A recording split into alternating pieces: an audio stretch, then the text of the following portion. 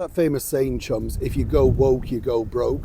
Well, that literally now could be said of this particular company over here.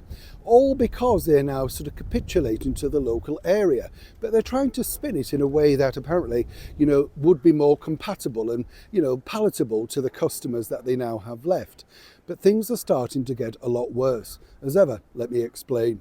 Morning, nice to see you. Thank you so much for your time today. It's true though, isn't it? We've lost so many great brands simply because of the wokerattery that these bosses, and it is their fault, by the way. Sorry, we haven't had a wave, have we? Nice to see you. Don't tell me off, I forget. But the thing is, all of these great brands, particularly over here, I was thinking in the United Kingdom, we've lost things like Wilkinson's, which was a good department store, British Home Stores, places like that. And you think, all gone through bad management and mainly wokerattery, the inclusivity and all the tick boxing and stuff like that.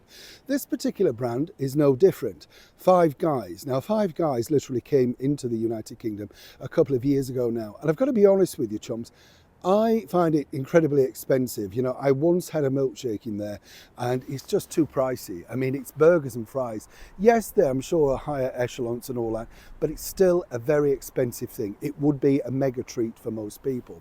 But they've done incredibly well because they're selling to the Gen Z and they want better stuff than perhaps you and I would, They're sort of turning away from McDonald's and going into this.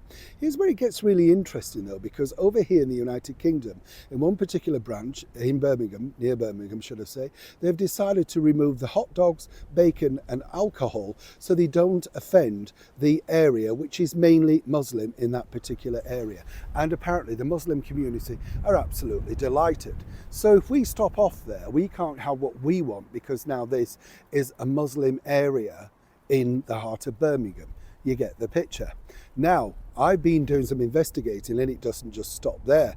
According to a source, this is going to be rolled out in many other big Muslim areas, including the likes of Dewsbury, Batley, Leicester. You get the picture.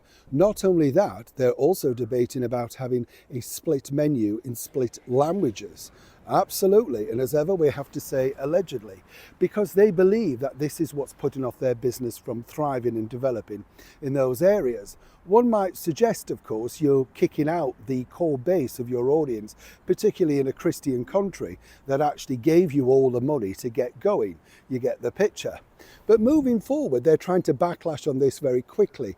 But now Five Guys are getting a huge backlash from many different areas. And I would suggest, this is just my surmise on this, they've really played this badly because, of course, most people who go to there, as I said, an average burger is about £8 to £10 with the extras. It's not cheap, At no level is this thing cheap.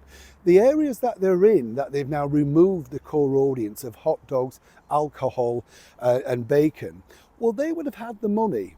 Some of these people would have had the money, but what we've seen in many different areas that become enclaves of this particular sector, they take away the people that have the money and the town and the area dies. I would suggest that Five Guys very quickly will have to reverse this, apologise and offer some great incentives. If not, they'll find that their price, shareholders, backers, whatever you want to call them, will also be deciding that they no longer want service at this particular group. Either way, this is not playing out well.